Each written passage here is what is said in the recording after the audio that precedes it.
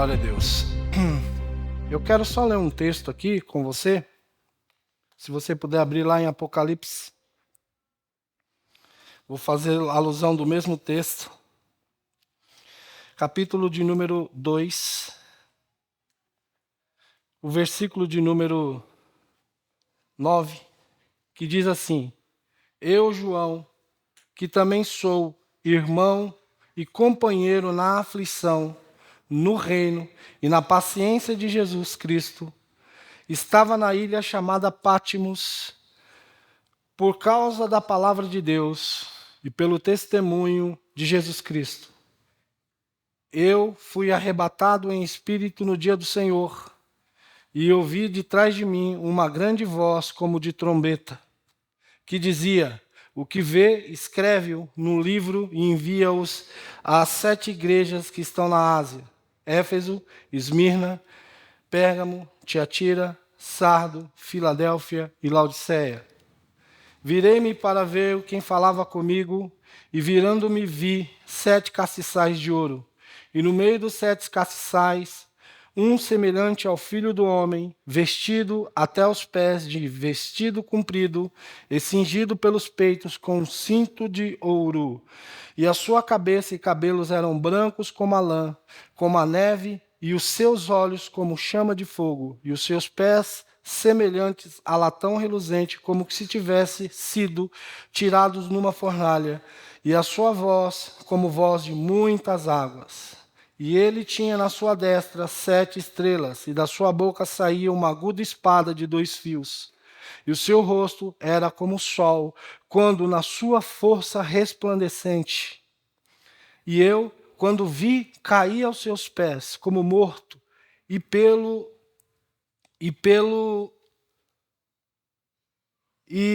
como morto. E ele pôs sobre mim a sua destra, dizendo: não temas, eu sou o primeiro e o último. E eu que vivo, fui morto, mas eis aqui estou vivo, para todo sempre. Amém. E tenho as chaves da morte e do inferno. Escreve as coisas que tens visto, e as que são, e as que depois dessas hão de acontecer. O mistério das 7 estrelas que viste na minha destra e dos 7 castiçais de ouro. As 7 estrelas são os anjos das 7 igrejas. E os 7 castiçais que viste são as 7 igrejas. Amém, queridos? Como eu disse e repito, é uma ministração muito atual. Se você que tem vivência com a palavra de Deus, você vai ver que o livro de Apocalipse, ele é um livro, não é, ultrapassado, ficou lá no passado, são coisas assustadoras, onde de verdade as pessoas acham que não vai acontecer, e a maioria delas até desdenham desses acontecimentos que a palavra de Deus relata e retrata que há de acontecer sobre o mundo. E a maioria dos pregadores, irmãos, de verdade, elas evitam. Hoje a gente vive um tempo onde as pessoas elas evitam o confronto. É a política da boa vizinhança. É o que as pessoas hoje falam, está em alta mesmo, é o politicamente correto. Você não pode falar determinadas coisas porque você vai sofrer sanções. Hoje o nosso país já vive isso, porque pessoas ousaram falar algumas coisas contra um sistema que foi e está sendo construído. E elas estão pagando severamente, sem direito ao mínimo de um processo, que seria um advogado. Sem isso. Então você veja que isso não é só Brasil, isso é um mundo inteiro. Está sendo construído, irmãos, um governo para governar o mundo inteiro. Está sendo programado, e eu digo que a maioria das pessoas que estão hoje aqui na face dessa terra, os 7 bilhões de pessoas, elas já estão inseridas nesse sistema, e de verdade elas nem fazem noção de que está nesse sistema. É um governo único, uma moeda única, um único governador, presidente ou ditador que seja. As fronteiras dos países vão cair, elas não vão existir mais. Então tudo isso é preparando para o quê? Para o advento final, para o governo do anticristo que já está, mas estará sendo instituído a nível mundial. E não é diferente. E as pessoas hoje, sabendo da verdade da palavra de Deus, elas evitam o confronto, meus irmãos. Elas evitam o confronto a qualquer custo. E nós, cristãos, estamos mais ou menos nessa mesma toada, evitando o confronto. Hoje as igrejas, com tal do politicamente correto, elas não estão mais prezando pela verdade da palavra. Elas não estão falando que pecado é pecado. Elas não estão falando que pecado leva o homem ao inferno. Elas simplesmente pegam a palavra pecado e ajusta ao seu modo, ao seu modelo, e diz que isso é conduta inapropriada. Oh, que bonito! Politicamente correto. Não, isso é pecado, amigo. Pecado vai te levar ao inferno. Você precisa entender isso. Pecado vai levar você ao inferno e sem curva. Não vai ter nenhuma curva, uma coisinha que muitos até acreditam, uma fábula que muitos até acreditam. Não, é que eu de fato fui uma pessoa má, então eu vou passar um estágio aqui num tal de purgatório. Mentira, a Bíblia não fala de purgatório, isso é mentira. É um inferno sem curva. E o duro que nossa missão como cristão nesse presente século, irmãos, é orientar você de que o mundo está maduro demais para o juízo. E esse juízo vai acontecer, quer você queira, quer você não queira. Eu tenho só aqui um texto para começar a falar com vocês, se esse meu aplicativo me ajudar aqui, está meio difícil de me ajudar, mas tudo bem. Eu tenho o texto aqui. Vamos lá, irmãos. Você já viu esse ditado? Todo caminho, eu já falei sobre isso aqui, mas eu falo novamente. Todo caminho serve para quem está perdido. Concorda comigo ou não? Todo caminho serve para quem está perdido. As pessoas nesse mundo estão mais ou menos assim. Qualquer caminho serve para elas. Elas estão perdidas. Elas abraçam o que falarem para elas. Essa é uma grande verdade.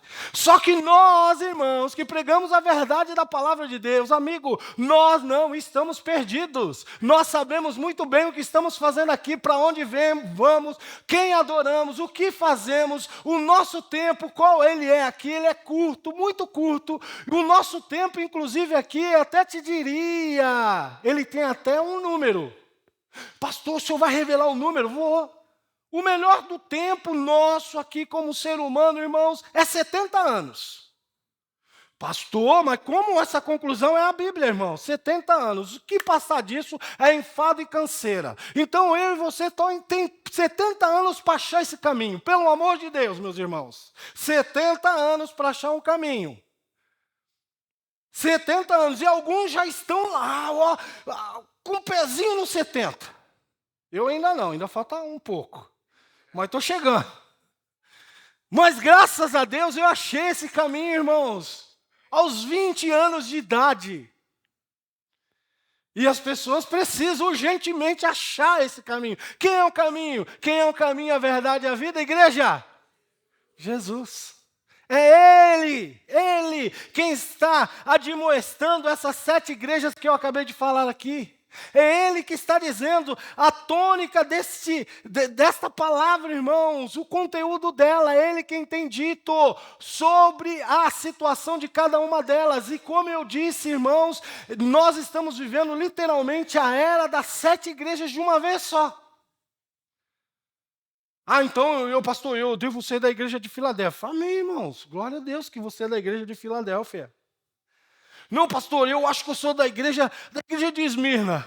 Amém, irmão. Glória a Deus que você é da igreja de Esmirna. Mas ninguém quer ser da igreja de Laodiceia, ninguém quer ser da igreja de Sardes, ninguém quer ser da igreja de Éfeso, ninguém quer ser dessas outras igrejas que de verdade foram todas reprovadas por Jesus. Das 7, só 2 tiveram um crivo, tiveram a aprovação. Uma que, de repente, não tinha nenhuma estrutura de igreja. Era uma igreja onde as pessoas olhavam para ela e diziam: você é pobre. Você é pobre, pobre, pobre de maré de si. Já viu essa frase? Então, é uma igreja tão pobrezinha, tão paupérrima, que ela não pode nem ser chamada de igreja, mas Jesus a considerava como rica. Ainda que as pessoas diziam que ela era pobre, Jesus a considerava como rica, uma igreja rica, rica. Em contrapartida, tinha uma outra que se intitulava rica, muito rica, ao ponto dela mesmo se autodeclarar: rica sou, enriquecida estou e de nada tenho falta. Que igreja é essa? Laodiceia. Rico sou, enriquecido estou e de nada tenho falta. E o Senhor, peraí. Eu não estou falando do grande templo, da grande catedral, dos recursos financeiros que vocês têm. Vocês se dizem ricos, mas vocês não são. Vocês se dizem que enxergam, mas vocês não enxergam. Então note, irmãos, que qualquer caminho está servindo para as pessoas nos últimos dias. Elas são engodadas facilmente. E nós, irmãos, como igreja, precisamos urgentemente apontar o caminho a essas pessoas, apontar que Jesus Cristo salva, cura, liberta e leva para o céu. Ah, mas é um discurso antiquado, pastor.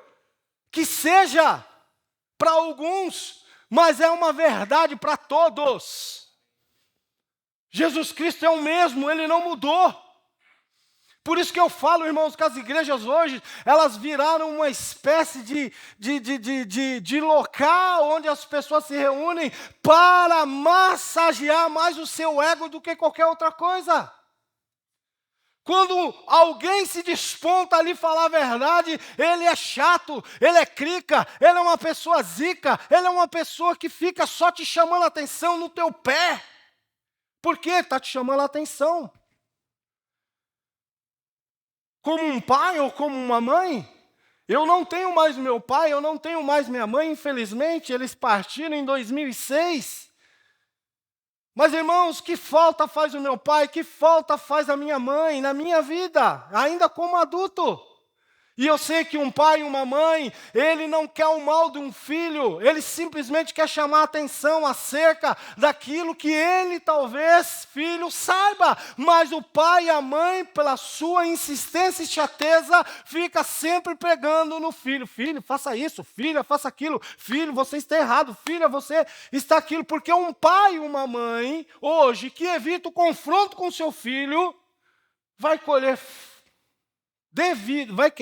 vai colher o que está registrado em Oséias capítulo 8, versículo 6. Vai para lá, por favor.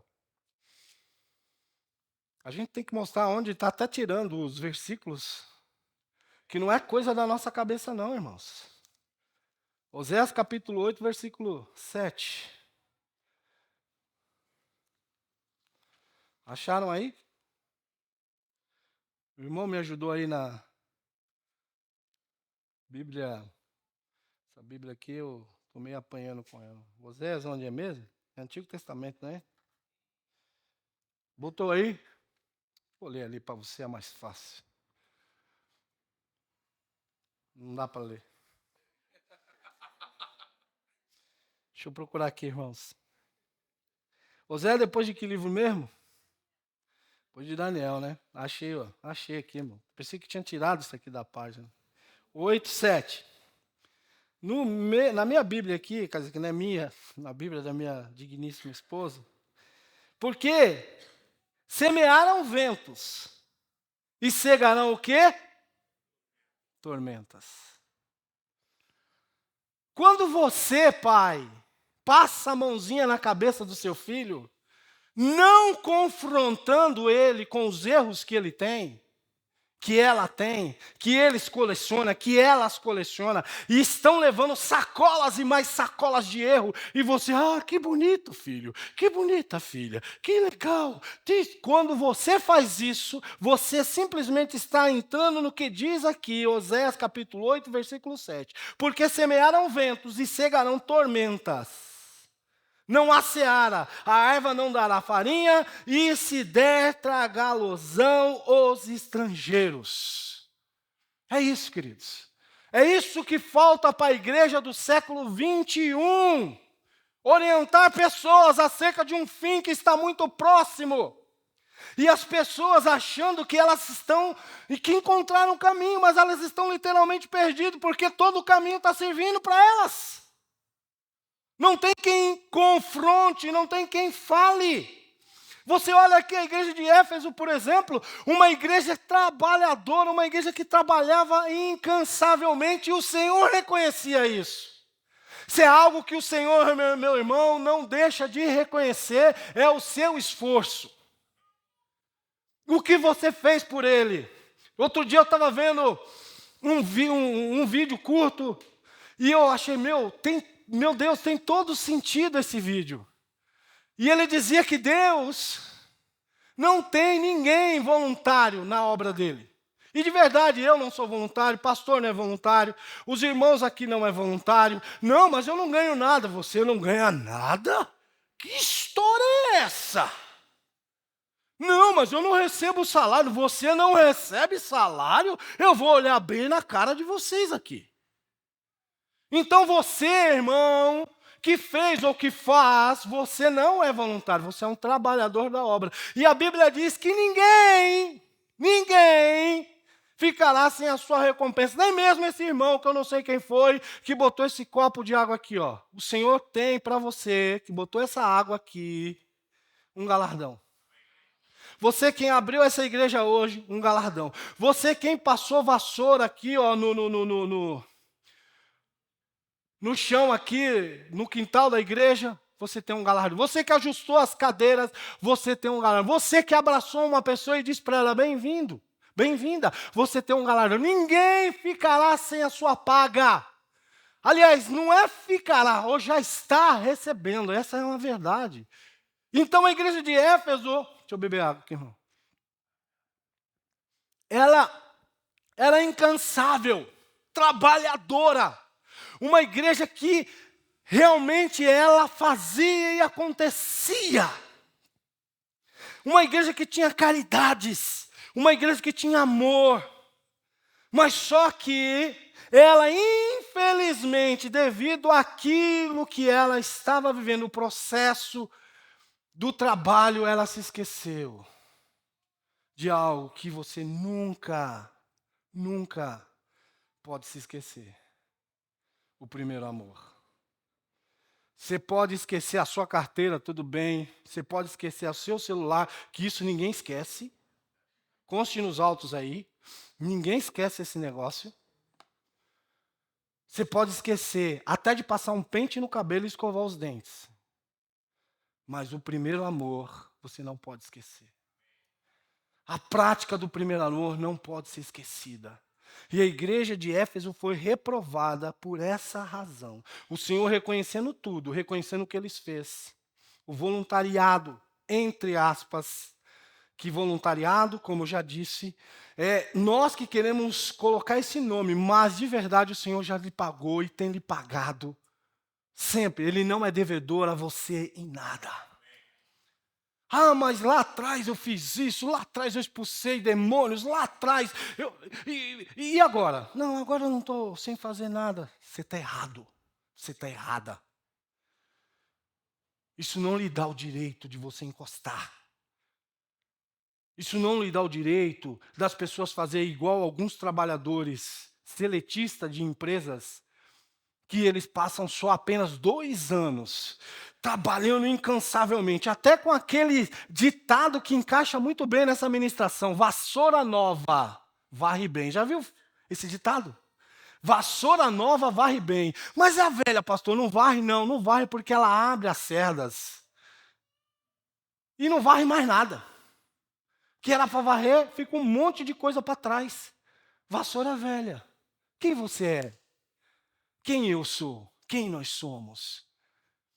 Então somos às vezes que nem alguns trabalhadores que trabalham 2 anos e já fica de olho. Fundo de garantia. Meu Deus.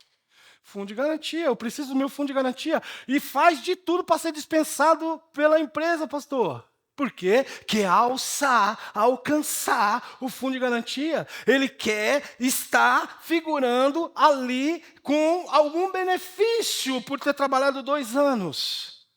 Glória a Deus, porque a igreja não tem fundo de garantia. Você não vai receber, você já tem recebido. Você já tem recebido. Ouviu o que eu disse? Você já tem recebido, não tem fundo de garantia para você. Não tem para mim, não tem para ninguém. Não há fundo de garantia para crente, meus irmãos. A única coisa que o Senhor nos prometeu é aquele que, se for até o fim, não até a metade, até o fim, receberá o galardão que o Senhor promete na sua palavra. No caso da igreja de Éfeso, se fores fiel até o fim, ao que vencer, dar-lhe-ei que coma da árvore da vida que está no meio do paraíso de Deus. Aleluia. Então, pastor, eu preciso trabalhar, eu preciso fazer. Irmão, se vira nos 30. Faça mesmo. Faça hoje, não faça amanhã, faça hoje. Segunda carta, Esmirna, eu já falei que era uma igreja pobrezinha, com grande dificuldade aos olhos humanos, mas o Senhor sabia que era uma igreja que não havia repreensão alguma para eles. E o Senhor a aprovou, deu a chancela. Vocês são ricos. Ricos. E quem tem ouvidos para ouvir o versículo do 11, versículo de número 11, capítulo 2 de Apocalipse diz: quem tem ouvidos, ouça o que o Espírito diz às igrejas. O que vencer não receberá o dano da segunda morte. É por isso que eles não recebem, irmãos, o dano da segunda morte. Terceira carta à igreja de Pérgamos, ao anjo que está na igreja de Pérgamos, escreve: a espada alguma de 2 gumes, eu sei as tuas obras, e que tu habitas onde tem o trono de Satanás. Irmãos, tem alguns locais que é conhecido como o trono de Satanás. Essa igreja, por exemplo, só para abrir um parênteses aqui para você, ela era ali na região da Europa, mais ou menos onde é a Suíça hoje. O trono de Satanás é ali. Se eu estou afirmando isso, pastor, eu não estou afirmando categoricamente, mas tem um quê de verdade nisso que esse texto fala. Sabe onde é a Suíça, na Europa? O que tem na Suíça? Organizações das Nações Unidas. Organização Mundial da Saúde. Tudo isso funciona ali. E é uma igreja que, no sentido figurado, estava num lugar de difícil acesso, irmãos. Onde o diabo operava graciosamente, de uma forma infernal. Quando eu digo graciosamente, é franqueadamente, de uma forma que não havia nenhum tipo de resistência. Antes de vir para o Verbo Osasco, eu era do Verbo Pinheiros. E quem conhece aquela região onde a igreja está ainda, ela está mudando, sabe que no mês de fevereiro, o tempo do carnaval, irmãos, é um mês batido. 2 finais de semana antes e 2 finais de semana depois. Aquilo ali ferve, coalha de gente, de pessoas que estão sendo enganadas pelo espírito do engano do carnaval. Aquilo ferve de menininhas de 12 anos, 13, 14 anos de idade. E a igreja, irmãos, tinha uma dificuldade até da membresia chegar. Porque o negócio coalhava de gente, irmãos, pulando o carnaval, totalmente dissolutos, perdidos. E nós íamos cultuar ali. Eu não gostava de verdade de ir nessa época para a igreja, porque eu não tinha nem condição de chegar, mas eu tinha que fazer. E outro dia, eu até falando com um irmão lá, eu falei: irmãos, parece que a gente aqui, nessa localidade onde a gente está mais ou menos como que enxugando gelo. Às vezes você, na obra de Deus, está mais ou menos se sentindo assim, enxugando o gelo, porque o fim vai vir mesmo, o fim vai acabar mesmo, as pessoas vão ser reprovadas e etc. e tal. Mas, meu querido irmão, fique ligado nessas questões, irmãos. Embora você esteja inserido num contexto onde é difícil pregar o evangelho, é difícil falar do amor de Deus, como os irmãos de Pérgamo, mas isso não lhes dá o direito de você adotar as práticas de vida deles. Você é luz. E luz é para brilhar. E uma luz, às vezes, num lugar, ela sozinha, só ela. E aquelas trevas imensas, mas quando ela brilha e ela mostra o caminho. Às vezes a gente está numa situação como essa, meus queridos. Mas isso não nos dá o direito de ser treva, já que tudo vai acabar mesmo, desliga tudo aí. Fazer o quê? O que eu vou lutar? Vou enxugar gelo? Não! Continue fazendo o seu papel. Fazendo aquilo que o Senhor Jesus chamou você para fazer luz. Inclusive na igreja de Pérgamo tinha, irmãos, algumas situações onde o anjo da igreja estava macumunado, acho que essa é a palavra, ele estava inserido em doutrinas heréticas, em doutrinas de Balaão, doutrinas errôneas, doutrinas contrárias à palavra de Deus. O anjo da igreja embarcando nesse tipo de negócio, talvez até por conta de ter ou querer ter quórum. Esse é o grande problema, irmão, de muitas igrejas hoje. Eles querem números, pessoas. Eles querem que a coisa seja povoada de gente. Eles querem mídia. Olha quantas pessoas vieram hoje no grande e poderoso templo. Isso, aquilo, outro. Irmãos, isso, de verdade, é tudo questões humanas que, de certa forma, massageiam o ego de uma liderança, ao ponto dele comprometer a sã doutrina, com doutrinas de Balaão, de engano. Ontem nós estivemos aqui, irmãos, uma tarde maravilhosa, acerca de ajustar pontos que é muito importante sobre doutrina. Porque é exatamente a frase que eu disse no início dessa ministração. Nós não estamos perdidos, nós sabemos exatamente para onde nós vamos. E quando se está perdido, deixa a coisa ao Deus dará. Deixa a coisa que nem batata. Já viu plantação de batata? Tudo no chão jogado. Não. Isso aqui, amigo, tem dono. Isso aqui é uma lavoura produtiva. Tem rega, tem poda. Tem ali, irmãos, um controle do dono. Tem um Senhor que vê tudo e tem os trabalhadores incansáveis. Isso aqui não é obra, não é oba-oba, não é história de carochinha, não. Isso aqui é verdade que trata a sua eternidade. Você quer queira ou quer não queira. Quiser ouvir o que eu tenho a lhe dizer, eu vou lhe dizer a verdade da palavra. Agora, se você não quiser ouvir, fique lá onde você achar que deve. Mas, amigo, para entrar no céu é desse jeito, é negando-se a si mesmo, tomando cada dia a sua cruz e seguindo a Cristo. É isso.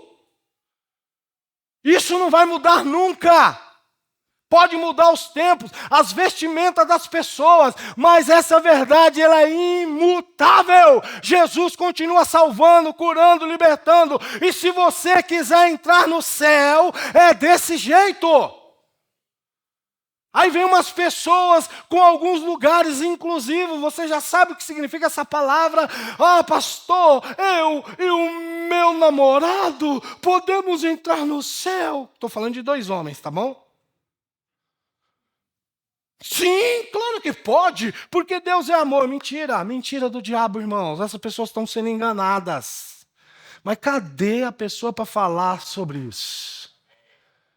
Cadê a igreja para falar sobre isso? Você é sal, irmãos. Entenda que você, igreja, é sal. E se o sal não salgar, será insípido. E ele será lançado fora. E só vai prestar, sabe para quê? Para ser pisado pelos homens. Você é sal, você está aí para salgar. As suas condutas têm que ser de sal, para salgar. Não é para passar a mão na cabeça das pessoas. Não, mas não posso também ser tão incisivo assim, né? O politicamente correto. Não, fala, olha, essa sua conduta vai te levar ao inferno. Essas suas práticas não são condizentes à palavra de Deus. O que você está fazendo é rota de colisão com um inferno. Vai desembocar lá. Mas e a coragem para falar isso? Às vezes nos falta, né, meus queridos? E a igreja de Pérgamos era assim. A de Tiatira. A de Tiatira é engraçado essa igreja, que ela tinha inclusive uma pessoa que influenciava a igreja, uma profetisa chamada Jezabel. Um espírito de sedução, porque se você for olhar biblicamente quem foi Jezabel, ela seduzia as pessoas. Do Antigo Testamento, na época do rei Acabe, que ela é esposa do rei Acabe, ela seduzia. Então, à frente tinha uma profetisa que ensinava. Se ela ensinava, ela tinha liderança. E ela enganava os servos do Senhor para que se prostitua e coma de sacrifícios da idolatria. Você entende, queridos? Ontem, como eu disse, na nossa reunião doutrinária, eu quero deixar bem claro para você que se a gente não abrir o olho, as sutilezas do diabo, ela adentra. De verdade, o livro que nós recebemos como referência para ler durante um tempo, para ontem até discorrer sobre isso, o mundo louco, na verdade, que nós estamos vivendo, é como se a igreja estivesse sendo invadida, irmãos. E nós precisamos urgentemente proteger esse fronte, proteger as portas, proteger as localidades de entrada. Então vai ficar que nem aqueles irmãos lá que estão lá na porta. Douglas, deixa eu ver quem mais. Eu já te vi, Caio. Caio e Renan. Estou sem óculos, mas eu estou vendo que vocês estão na porta aí. Vocês estão protegendo a porta, é isso? Não, não é bem isso que eu estou dizendo. Proteger, irmãos, é guardar de questões que muitas das vezes a pessoa talvez não entre por aquela porta, mas a informação dela, até por via de celular, chega a você. E se você parar para ouvir, era tudo que o diabo queria que você fizesse. Um espírito de engano que está enganando a muitos. Enganando pessoas de que casamento está falido, enganando as pessoas de que não precisam respeitar pai nem mãe, enganando as pessoas de que ela não precisa ter uma conduta irrepreensível diante de Deus e diante dos homens. Diante de Deus, talvez até o cara tenha até um certo medo, né? Ter aquela conduta irrepreensível diante de Deus, mas diante dos homens não. Caloteia todo mundo, não paga, compra e não paga. Pastor, mas não tem nada a ver. Não tem nada a ver, é a Bíblia, irmãos. Como não tem nada a ver? São condutas diante de Deus e diante dos homens irrepreensíveis.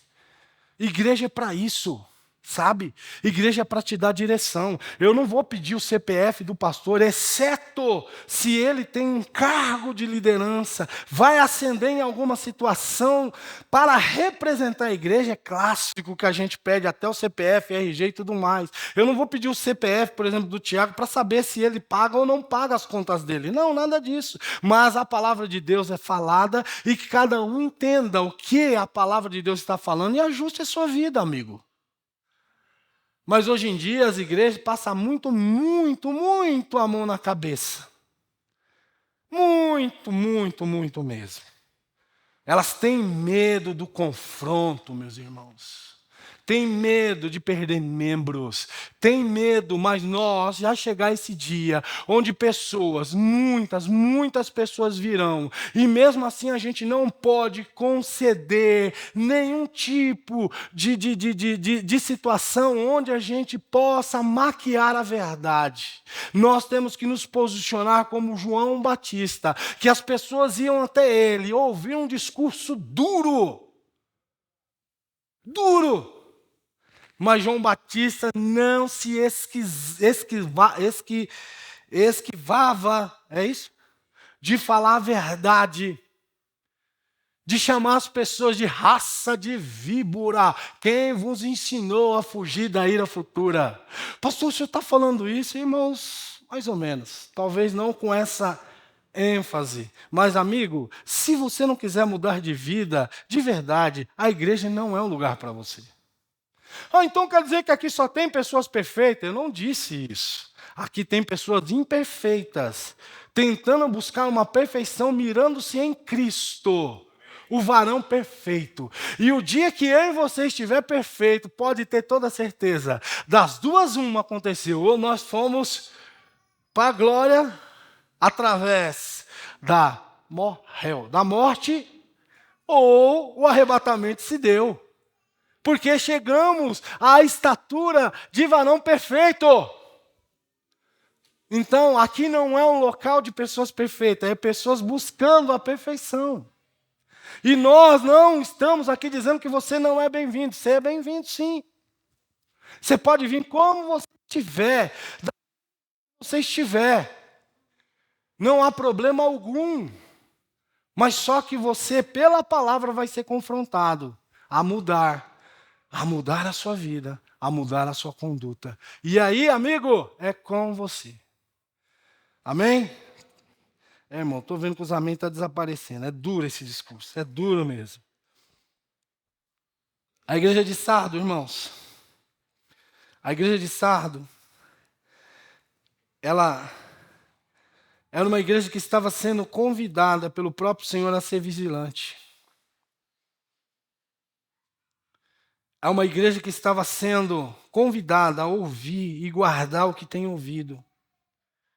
É uma igreja que estava sob um ataque, como se ela estivesse meio que dormindo e fosse pega de assalto, ou fosse furtada.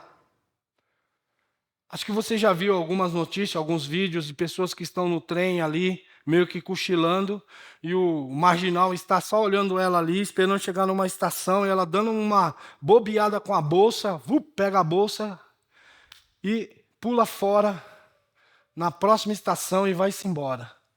Ele foi pego de assalto. Por quê? Porque ele estava dormindo. Irmãos, não é tempo para a gente dormir. E o que nós temos visto são pessoas, de verdade, irmãos, cochilando, dormindo, não num lugar seguro. Porque, pastor, não pode dormir? Pode. Você pode dormir sim, claro. Eu preciso dormir, você precisa dormir. Mas nós não podemos dormir em qualquer lugar, sim ou não? Quem merece uma boa noite de sono? Dê um sinalzinho com a sua mão. Quantas horas? Boa. Vamos fechar em 8, tá bom, irmãos? 8. Vamos fechar em 8. 8 horas, para não ter problema, tá? 8 horas reparadoras de sono. Você tem direito a isso. Na sua cama. Que se talvez alguém for lá na sua cama e falar, meu, essa cama é muito ruim, mas é a sua cama. Você já reparou que a sua cama é a sua cama? A sua cama é maravilhosa. Esses dias eu e minha esposa fomos viajar e nos deram uma cama. Meu filho nos deu uma cama excelente para dormir. Mas, irmão, terceira noite ela já não estava tão legal, porque não era a minha cama. A minha cama, se bobear, eu passo de 8 horas. É boa. Mas talvez se você for ver, fala, pastor, não tem nada de anormal na sua cama, mas é a minha cama, é o meu cheiro. Eu gosto de dormir ali. O que eu quero dizer com isso? Você pode cochilar, dormir? Pode, mas no lugar apropriado. Não no lugar inapropriado, que é a questão da igreja aqui, irmãos. Eles estavam cochilando e toda vez que você cochilar em lugar inapropriado, você vai ser surpreendido. O diabo vai te pegar de assalto. Ele vai furtar ao menos alguma coisa de você. Sabe a diferença de furto e de roubo? Tem diferença? Tem. O furto, o cara rouba a pessoa, leva o pertence da pessoa, talvez a pessoa não esteja ali vendo, ela roubou. Por exemplo, vou só exemplificar, não que eu seja aqui um marginal, um ladrão ou alguma coisa, o pastor deixou o tablet dele aqui, como, de repente, aconteceu até mesmo conosco aqui na igreja. Há pouco, fomos furtados aqui dentro da igreja. Sério, pastor? Furtaram a nossa câmera. E tivemos um prejuízo por isso. Por que fomos furtados? Porque deixamos de olhar um objeto precioso. Deixamos jogado, deixamos ali, deixamos qualquer um toma conta. Toma conta para mim. Nem às vezes a gente faz isso. Recomenda que alguém tome conta. Deixamos jogado. E eu quero dizer que salvação não é para ser deixada desse jeito, você entende? Salvação trata da sua eternidade, você entende o que eu estou te falando? Salvação não é para ser deixado como um esquecimento, como se esquece um lenço, como se esquece um celular. Não, um celular, pastor, pelo amor de Deus, ninguém esquece celular. Então, cuida da sua salvação como você cuida desse celular. Já que é para falar assim, cuida dela. Cuida. Dá o seu celular aí. Tem celular? Não, tá bom.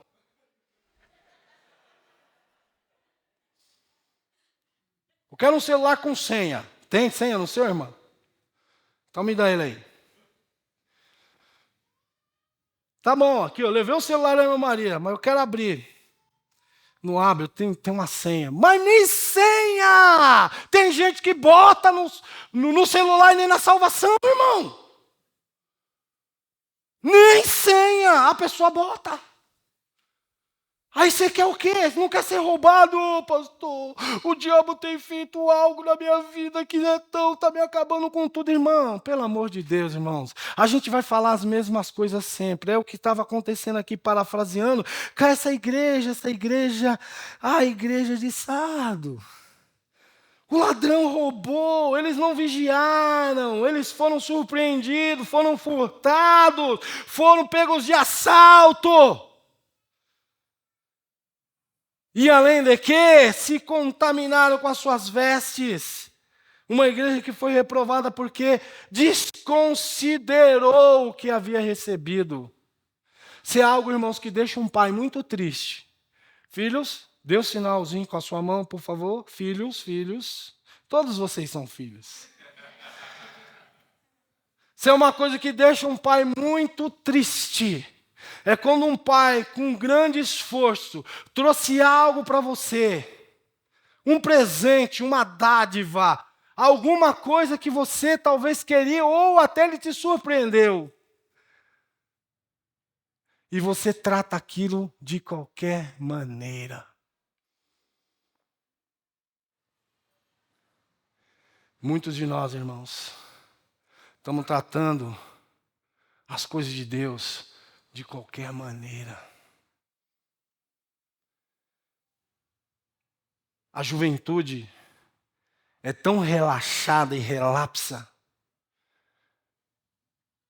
tratando as coisas de Deus de qualquer maneira. Por quê? Porque às vezes não tem um pai que chama a atenção. Mas a salvação você não pode tratar de qualquer maneira, porque nós temos livros e livros, ministrações e ministrações, recursos e mais recursos, que diz para que você não trate as coisas de Deus, santa, como profana. É duro esse discurso, né, irmão? Mas são 11h12. Se você quiser ir embora, ainda dá tempo de você chegar ao meio-dia na sua casa. Pastor, o senhor está mandando a gente embora? Não, eu quero que você fique, até para ouvir o restante. Mas, se o discurso é duro e está sendo difícil, o que eu vou fazer? A igreja de Sardo, irmãos, ela foi reprovada por não guardar aquilo que havia recebido. Não sabia nem mais a sua identidade. Vestes contaminadas.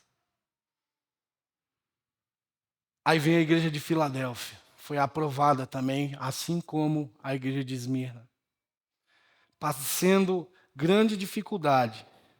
Tinha um pastor que realmente pegava junto com os demais que ali estavam.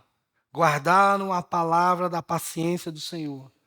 Então, com todas as dificuldades que vêm sobre uma pessoa que pega firme as questões da palavra, ainda com todas as dificuldades que venham sobre a sua vida, desemprego, falta e etc., o Senhor vai ajudar você a romper com todas elas. Sabe por quê? Porque o Senhor é fiel. Ele não vai deixar faltar nada a você que é fiel a Ele. O Senhor não é injusto. Ainda que você esteja debaixo de uma pressão imensa, intensa, agravante, como eu já vivi muitas na minha vida, mas em nenhuma delas, eu repito, em nenhuma delas, eu, minha esposa, meus filhos sucumbimos. Foi difícil, irmãos, algumas que faltaram até o gênero alimentício. Mas nós suplantamos, nós vencemos, encaixando-se perfeitamente a todos e qualquer homem e mulher que queira viver a conduta do Evangelho como fiel ao Senhor, mesmo diante da morte. É fiel. E nós, nesses últimos dias, nós vamos viver tempos desses, onde pessoas precisam se posicionar que é fiel. Não só o fato de dizer que é, ela vai ter que mostrar que é. Quando a palavra de Deus diz aqui, ser fiel até a morte. Esse A é um A craseado. Você que foi na escola, você entende que o A craseado tem som de na. Até diante da morte. Seja fiel. Mas vão matar você. O que eu vou fazer? Vai doer o tiro. Vai doer a facada. Mas não vai ser eternamente. Pastor, será que chega um tempo desse? Eu não quero ver. Por isso que eu estou aqui como alerta para você. Amém? Finalizando, irmãos, a igreja de Laodiceia. Já estou finalizando, tá certo? A igreja de Laodiceia, eu creio que é a pior de todas as 7. Pastor, sério? É. Sabe por quê? Porque se encaixa perfeitamente no tempo que nós estamos vivendo de vida. É uma igreja, se você for pegar lá, a igreja de Laodiceia, isso diz o Amém. A testemunha fiel, versículo 14 do capítulo 3. Eu sei as tuas obras. Versículo 15. Que nem és frio e nem quente. Nem uma coisa, nem a outra coisa. Mas na junção das duas, tu és morno. Eu sei as tuas obras, que nem és frio, nem é quente. Oxalá foras frio, oxalá foras quente. Mas não é. És morno. E o Senhor diz, estou a ponto de vomitar-te da minha boca. Sabe por quê, irmãos? Vou explicar o contexto que veio essa escrita aqui. Essa água aqui, ó, excelente. Geladinha. Não tem coisa melhor do que quem está com sede tomar água gelada. Não tem coisa melhor do que quem está com frio tomar um belo de um café quente. Ou um chocolate quente. Posso ouvir um amém? É. Mas a mornidão é o problema, irmãos. E o contexto desse escrito foi que Laodiceia estava numa localidade onde tinha um aqueduto que fornecia água para a cidade, e aquele aqueduto com o sol ali incidindo sobre aquela superfície, aqueles aquedutos, aqueles tubos, aquecia grandiosamente ao ponto de um viajante não ter prazer de tomar a água. Era quente, a água era morna. E mornidão, de verdade, causa náuseas imediatamente. Isso cientificamente falando até. Nós estamos, irmãos, diante de um contexto que é mais atual do que você imagina. As pessoas não se definem. Nós vivemos uma geração indefinida, que não se define. Olha lá quantas situações eu vou falar agora. Não se define. Religiosamente, todos os caminhos levam a Deus. Mentira! Só Jesus Cristo é o caminho que leva o homem a Deus e, consequentemente, aos céus. Não se define politicamente. Uma hora é uma coisa, outra hora é outra coisa. Não se define financeiramente. Não busca até mesmo uma independência financeira para não ser pesada aos seus pais, aos 40 anos de idade. 40 anos de idade ainda, o papai tem que, dar ali alguma coisinha no biquinho. Outro dia eu estava vendo um vídeo excelente, onde um passarinho caiu do ninho e jogaram para aquele passarinho umas lagartas para ele comer, ele não sabia comer. Ele abria a boca assim, abria o bico perto da lagarta, e a lagarta não entrava, não favorecia ele, não entrava dentro da boca. Ele não entendia que ele tinha que picar a lagarta e comer. Porque aquele passarinho ainda estava com a mentalidade de ser servido pelos pais. Hoje a gente vive uma geração dessa que os filhos não têm independência, irmãos. Porque papai e mamãe tá aí para entregar para vocês. Duro esse discurso, né, jovem? Duro.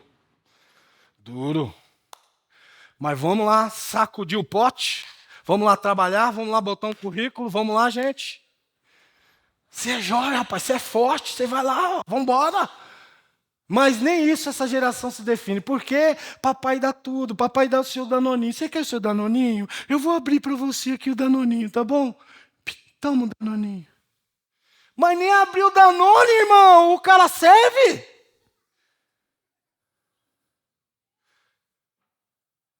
E nós estamos assim, irmão. Trazendo isso para a igreja, a mesma situação.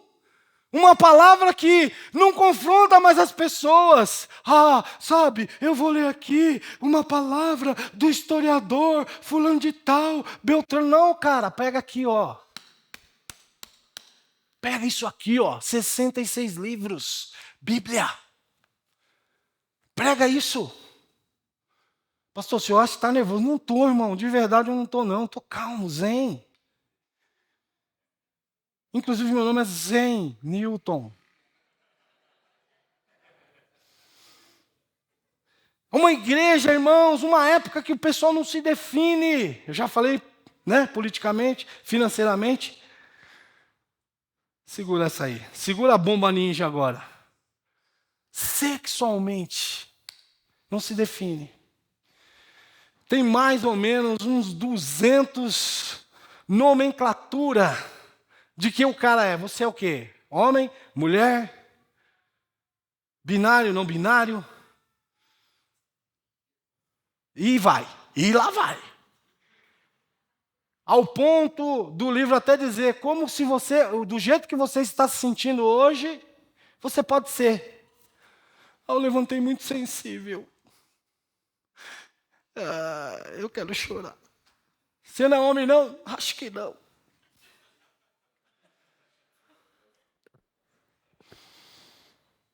Não se define, irmãos. Não se define. Você serve a Deus? Sirvo, estou aqui. Sirva a Deus. Amanhã, peraí, o que o meu horóscopo está dizendo? Eu sou de Áries. O poste está fazendo xixi no cachorro, irmão. Você é crente ou não é crente? Outro dia uma chefe perguntou para mim, Zé Newton, entra aqui. Aí eu entrei na sala dela, escuta, eu queria saber, que signo é o teu? Falei, pera aí. Tudo que eu queria era esse confronto. Toma. Bíblia. Às vezes as pessoas nos confrontam, irmãos. E a gente não sabe definir. Quando as pessoas perguntam, você é casado? Tem filho? Tenho. Quantos? 3. E neto? Já tem? Tenho. Tenho uma netinha. Mas quanto tempo você está casado? Eu falo, 37 anos. 37? 37. Mas está durando e vai durar. Não é que está durando que vai acabar logo, não. Vai durar ainda um bom tempo, irmãos. Porque eu sei que eu não sou um cara solteiro, eu sou um cara casado, um senhor casado. E tem todas as prerrogativas do casamento e todas as obrigações juntas com ela. Mas hoje é uma geração que nem nisso se define. Uma semana está casada, outra semana não está mais. As moças que estão me ouvindo, se um rapaz vem com essa ideia com você aí, viu, irmã? Viu, minha irmãzinha? De querer namorar com você. Nós namora, depois faz um test drive, manda ele passar longe, irmão. Manda ele buscar alguém em situação de vulnerabilidade, porque você não está. Se você quer casar comigo, namorar, noivar e casar. É desse jeito. Não tem test drive, não.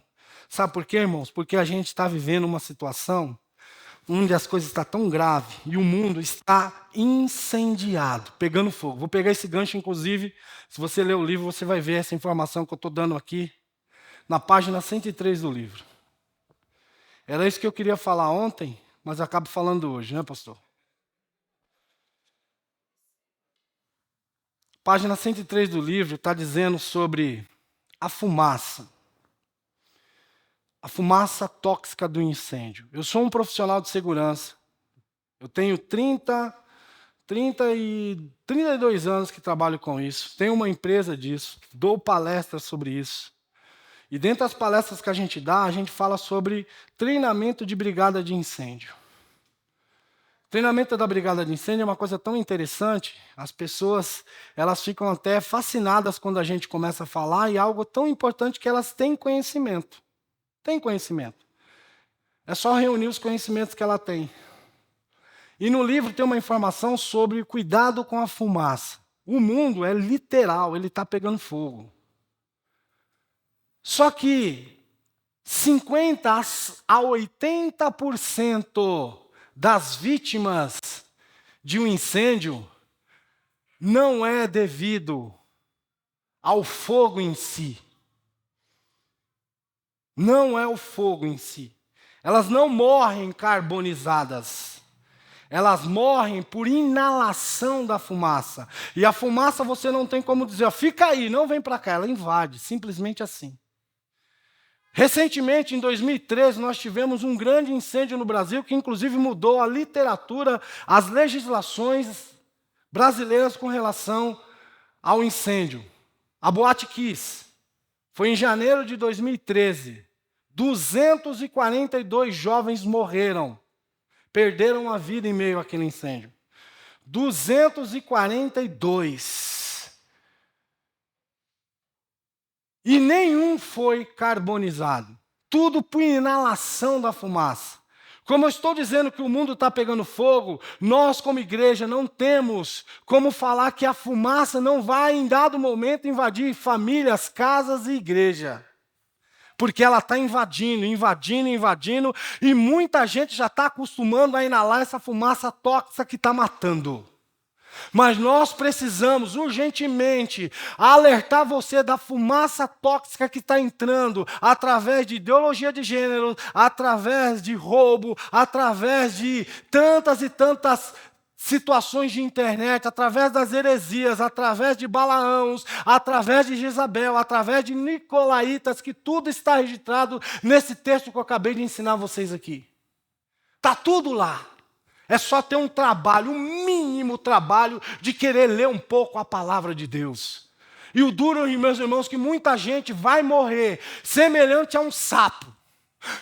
Ô pastor, que história é essa?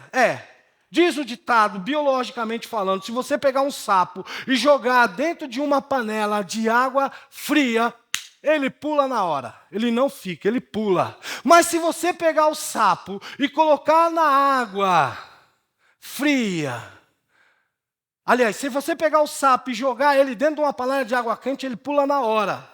Mas se você pegar o sapo dentro de uma água fria e for aquecendo pouco a pouco, que é o que as falsas doutrinas fazem, se infiltrando pouco a pouco, vai chegar um tempo, você está assustado, hein, irmão? Tem que orar por você, hein? Vai chegar um tempo, meus irmãos, que aquele sapo, ele vai se acostumando. Que água boa. É um furor isso aqui.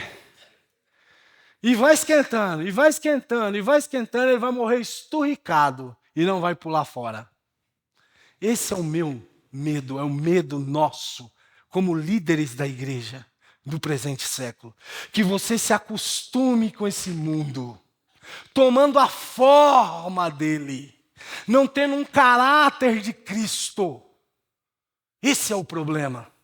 E a fumaça do incêndio está invadindo casas, invadindo famílias, invadindo igrejas e matando pessoas. E as pessoas até veem as outras tossindo. Por que você está tossindo, meu irmão? Não sei, acho que é uma gripe. Toma um pouco d'água. Mas ele está sendo contaminado por uma fumaça tóxica. E nós, como papel de igreja, nós precisamos urgentemente falar para essas pessoas que nós temos a saída para ela. Como, por exemplo, se a gente for analisar o que foi que aconteceu na Boate Kiss, irmãos, de verdade, sabe o que faltou ali? Placas indicativas, dizendo para elas que a saída era para lá. Ou a saída é para lá, ou a saída é para lá. Não dava certeza para onde era a saída. E as pessoas olharam, tem uma claridade para lá, vamos todas em desabalar da carreira naquela direção. E a maioria das pessoas foram encontradas próximo ao banheiro, onde não tinha saída. É assim que a humanidade caminha, caminhando e correndo para um lado onde não há saída. E nós somos os balizadores do presente século, dizendo, ei, não corre para lá não, é para cá, para esse lado. Acorda, rapaz, é para cá, vem comigo. Não, mas eu não conheço essa pessoa, eu não conheço ela. Por que eu vou falar do amor de Jesus para ela? Quem tem ouvidos para ouvir, ouça. Ministério de Música, por gentileza.